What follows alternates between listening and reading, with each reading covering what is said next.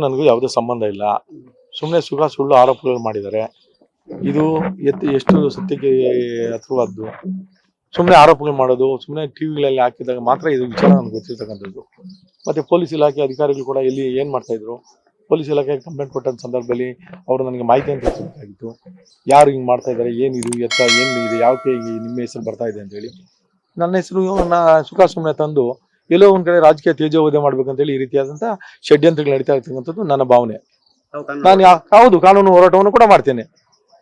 ಮತ್ತೆ ಗೃಹ ಸಚಿವರಿಗೂ ಕೂಡ ಫೋನ್ ಮುಖೇನ ಮಾತಾಡಿ, ಸರ್ ಈ ತರ ಆಗಿದೆ, ಇದು ಏನ್ ಸರ್ ಈ ತರ ಮಾಡಿದ್ದಾರೆ, ಈ ತರ ಮಾಡಿದಕ್ಕೆ ಇದಕ್ಕೇನು, ಇದು ಯಾವ ರೀತಿ ಈ ತರ ಮಾಡಿದ್ದಾರೆ ಅಂತ ಹೇಳಿ ಅವ್ರನ್ನು ಕೂಡ ನಾನು ಕೇಳ್ತೀನಿ. ನನಗೂ ಯಾವುದೇ ಸಂಬಂಧ ಇಲ್ಲ.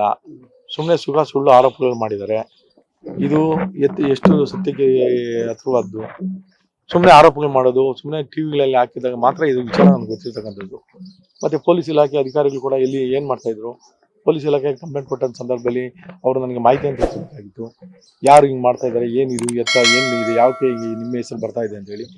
ನನ್ನ ಹೆಸರು ಸುಮ್ಮನೆ ತಂದು ಎಲ್ಲೋ ಒಂದ್ ಕಡೆ ರಾಜಕೀಯ ತೇಜೋವಧೆ ಮಾಡ್ಬೇಕಂತೇಳಿ ಈ ರೀತಿಯಾದಂತಹ ಷಡ್ಯಂತ್ರಗಳು ನಡೀತಾ ಇರ್ತಕ್ಕಂಥದ್ದು ನನ್ನ ಭಾವನೆ. ನಾನು ಹೌದು, ಕಾನೂನು ಹೋರಾಟವನ್ನು ಕೂಡ ಮಾಡ್ತೇನೆ. ಮತ್ತೆ ಗೃಹ ಸಚಿವರಿಗೂ ಕೂಡ ಫೋನ್ ಮುಖೇನ ಮಾತಾಡಿ, ಸರ್ ಈ ತರ ಆಗಿದೆ, ಇದು ಏನ್ ಸರ್ ಈ ತರ ಮಾಡಿದ್ದಾರೆ, ಈ ತರ ಮಾಡಿದಕ್ಕೆ ಇದಕ್ಕೇನು, ಇದು ಯಾವ ರೀತಿ ಈ ತರ ಮಾಡಿದ್ದಾರೆ ಅಂತ ಹೇಳಿ ಅವ್ರನ್ನು ಕೂಡ ನಾನು ಕೇಳ್ತೀನಿ. ಲೇಟೆಸ್ಟ್ ಹಾಗೂ ಇಂಟ್ರೆಸ್ಟಿಂಗ್ ಸುದ್ದಿಗಳಿಗಾಗಿ ಬಾಸ್ ಟಿವಿ ಕನ್ನಡ ಚಾನೆಲ್ನ ಸಬ್ಸ್ಕ್ರೈಬ್ ಮಾಡಿ. ಹಾಗೆಯೇ ಬೆಲ್ ಐಕಾನ್ ಪ್ರೆಸ್ ಮಾಡಿ. ಇದರ ಜೊತೆಗೆ ಫೇಸ್ಬುಕ್, ಇನ್ಸ್ಟಾಗ್ರಾಮ್, ಎಕ್ಸ್ ನಲ್ಲೂ ಮಿಸ್ ಮಾಡದೆ ಫಾಲೋ ಮಾಡಿ.